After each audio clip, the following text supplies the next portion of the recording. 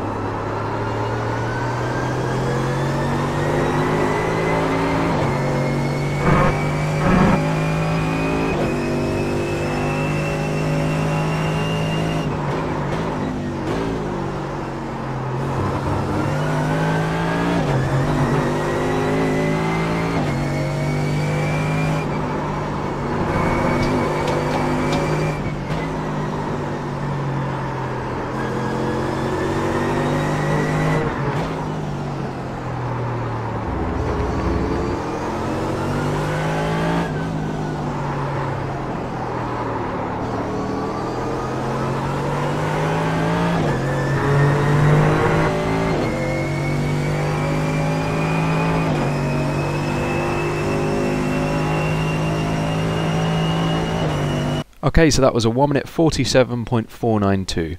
Okay, so starting off then on the VRS website, we have the list of data packs selected, and we're going to click on the AMG Blancpain Sprint Series data pack.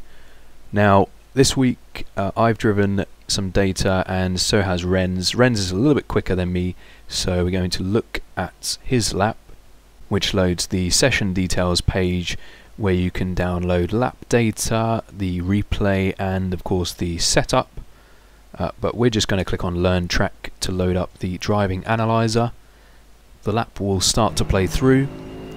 I'm just going to pause it and slow it to half speed and mute it. And for those of you who might be unfamiliar with what you're seeing, you've got a steering input trace through the duration of the lap, as well as a speed trace, brake and throttle input traces, and live driving inputs as well at the bottom left. So to start things off, we'll select sector 1, which is the run from the start finish line to the braking zone for turn 1. So I'll just play that through. Obviously we're at the left hand side of the circuit, approaching Copse Corner. Now, in terms of a braking reference, there isn't really much to go by here. You've got this banner on the left, you've got this flag post on the left as well. Shortly after those two, or significantly before this turn-in marker, is going to be your braking point. So obviously it's a very, very fast first corner. Line is absolutely critical. You want to maximize your speed, you want to maximize the track that you use. So braking down into 4th gear and turning in roughly in between that first turn-in marker and this 50 marker, and timing that turn in so that you can bleed off the brakes, carry the speed in, and hit the apex nicely. And you'll see that Rens picks up the throttle really quite hard at the apex. The car is loaded up a lot, plenty of downforce in 4th gear, so you can really get hard on the throttle. There is a small amount of time spent modulating the throttle, waiting to commit to full throttle. You should be able to do that well before the exit curb, and the speed that you carry through the corner should kind of push you out onto this exit curb, and as long as you're not dropping any wheels onto this AstroTurf, you should be okay. That's very important because you lose a lot of grip if you do drop any wheels off there. So bringing the car over to the right hand side, approaching the thrilling high-speed Maggotts-Beckett's Chapel complex, so turning in completely flat out there from the right hand side, in 5th gear obviously, and you don't want to think about touching the brakes until you hit this first apex. So we go to sector 3, and even then it's going to be a very brief squeeze on the brakes, or at least not very hard anyway. And position wise, you want to make good contact with this curb, keep the car nice and straight coming off the curb, and kind of roll off the brake pedal as you start to turn right. And then this is quite important, that you use a lot of this curb through Beckett's, through the right hander. You can really get greedy with it. So all 4 wheels well over the white line. The lap is still valid, and exiting this corner, make sure you have scrubbed off enough speed so that you're not too far over to the left hand side, which would then kill your entry into Beckett's. So just before the end of this curve on the left, we've got 1 or 2 car widths to our left of track space, and we're just squeezing the brake again, which is just going to slow the car down enough and help the car rotate, load the front end, just to tuck the nose in to get up onto this curb. So again, you want to get quite greedy with this curb, and this is also an opportunity to get back into the throttle briefly, but not full throttle. You're on the curb, so you've got to be careful with it, before then coming off the curb and braking again briefly into Chapel. And this right-hander, or the right-hander before Chapel, so this right-hander can be really understeery, and so that's why it's quite important to hold those brakes, to trail brake into the apex if needed, if you need to help the car rotate. And if you do that well, you should be able to pick up the throttle on or just before the apex for the best exit. And then it's just a matter of hesitating, waiting for the circuit to open up before then committing to full throttle. So it's quite important that you don't commit to full throttle too soon, otherwise you get some nasty oversteer, which will end up either in you losing control or at least killing your exit speed. So straighten the car up onto this exit curve on the left hand side. You don't want to use too much of that, so stay off the grass, and then straighten the car up, use all the track, try and scrub the minimum speed that you can down Hanger Straight towards the fast and long right-hander of Stowe Corner. I'll just speed it up, bring the car obviously gradually over to the left-hand side. Now braking here, there's not really any reference, unfortunately. Again, you've got this turn-in marker, but at this point I'm really just focusing on the apex, and I suspect that Rens is probably doing the same. So braking is going to be shortly after that turn-in marker, and braking right at the very edge of the circuit for the widest possible entry into the corner. So it's very important not to turn in too early here. You want a nice late apex. The corner is very long, and in order to keep the car from understeering, you want to hold on to those brakes just a small amount, 10% or so, all the way into the apex. Keep the car nice and tight, and if you do that well, you should be able to pick up the throttle just before you eventually apex. You're in 3rd gear, so again, you have to exercise patience before you can reach full throttle, even though that initial pickup of the throttle is quite aggressive. You need to then be patient and wait for the circuit to open up and then commit. And you should be able to use a little bit of this curb on the left. I suspect, given that Rens has a little bit more curb available, that he could have committed even earlier to full throttle, but it's neat and tidy, which is nice. Down towards might be the slowest corner on the circuit. Now there is, which is Vale Corner. Now there is a reference that you can use here. There is a painted white line that goes across the circuit. Now you're going to brake just after there. Let me just go back to that again.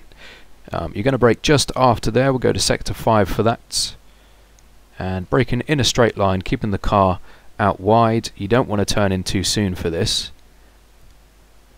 Down all the way into 2nd gear, and ideally use a decent amount of the apex curb, and pick up the throttle very carefully, because you want to keep the car reasonably tight for a nice wider approach into club.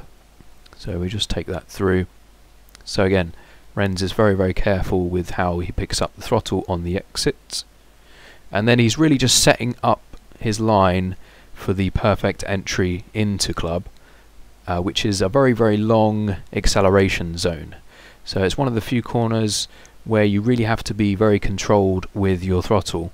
So off the throttle as you apex, and then pick up the throttle on or just after, and try and keep the car tight. Now you'll have to be modulating the throttle carefully in order to achieve that, and you should be able to retighten the car just where that sponsor is on the inside. And then if you do that, you should be able to then commit to full throttle and open the car up, and the circuit will open up as well, and you can take advantage of this runoff on the exit as well, as long as you bring the car back on the track before the grass, which will then give you the fastest possible exit down towards the Abbey chicane.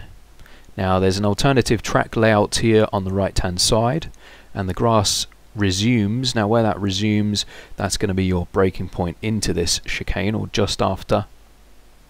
Braking quite hard into here, refraining from turning in too early all the way down into second gear, trailing off the brakes but not letting go of them completely, and then aiming to take a lot of curb, picking up the throttle quite early just before the apex here, but being very careful with it because you want to use a lot of curb. You can't really commit at that point, and then when you're off the curb you should then be able to commit quite heavily, and Renz gets to full throttle roughly in between the two parts of the chicane, aiming for the next curve on the right hand side, and again using a lot of that curb. Now if you get your line slightly wrong here, don't worry about lifting, that's okay, but if you do get your line right, you should be able to commit to full throttle and keep it flat out, and you will have to take advantage of all the track on the exit down towards Bridge Corner.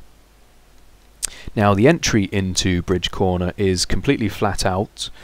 What I mean by that is when Renz starts turning in, he is completely full throttle, and then pretty much just under the bridge he lifts off the throttle, and at the same time just breathes on the brake. And what he's doing there, it's such a fast corner, but you want to keep the car rotating, you want to keep the car tight through the exit especially, so that you set yourself up nicely into Priory.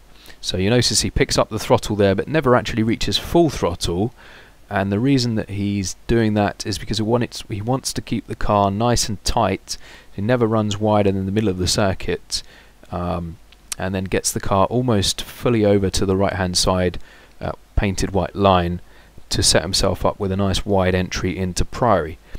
But you'll notice that he started braking well before that point. So when he's on the brakes, he's aiming towards the outside of the circuit, quite a brief braking zone I would say, down into third gear. And again, try and get your timing right. It's a little bit blind on entry, so it is difficult, but to keep the car rotating again, hold those brakes all the way into the apex. It's quite a late apex here, and pick up the throttle, opening the car up and taking advantage of the exit curve. There's a little bit of oversteer, which is quite rare to see from Renz in the steering trace there. And then that leads into the braking zone for Brooklands Corner. So we go to sector 9 for that, which is going to be just off the curb, or at least just when the curve finishes. You can afford to hit the brakes just over the white line, there is enough grip there. Down into second gear again, not turning in too soon, but you do want to use a lot of curb, so make sure that you hold those brakes, get the rotation, get the car slowed down enough to get fully on this curb, and you should be able to then pick up the throttle at the apex. Now notice this time that Renz is very, very patient and careful with reaching full throttle. He eventually does, but it takes him a long time. The car is very slow at this point. We're in second gear, we've got a lot more torque relative to the grip that's available, so you need to be quite cautious with that, especially coming off the curb as well. The car can get unsettled. Straighten the car up, don't need to be too tight on the exit, roughly in the middle of the circuit here, approaching the final corner, Luffield, which is the last real corner on the circuit, an extremely long right-hander. Now, don't really need to brake that hard here. It's really just about trail braking, just to keep the front end loaded up and helping the car rotate. Sort of treat this corner like a double apex. So you've hit your first apex here, and then the car will just run out a little bit away from the curb, and then once you feel like the car is rotating enough that it's getting back close, or it's just starting to get closer again to the curb, you can then pick up the throttle in second gear, remember, so you need to be careful with that. And then the circuit will open up. You'll hit that second apex just there, and then shortly after that you will be able to straighten the wheel and commit to full throttle. And on the exit you've got this curb here. You can even use a bit more curb than Rens has used there, but just be careful with that. And then through this next right-hander, aim for these bollards on the right hand side, keep the car nice and tight for the shortest distance across the line. You can find all setups, replays and telemetry for your own use and analysis on virtualracingschool.com, where you can also book one-on-one tuition with top drivers from the likes of Coanda Simsport. Good luck for this week, and feel free to post any questions or comments below. Thanks for watching.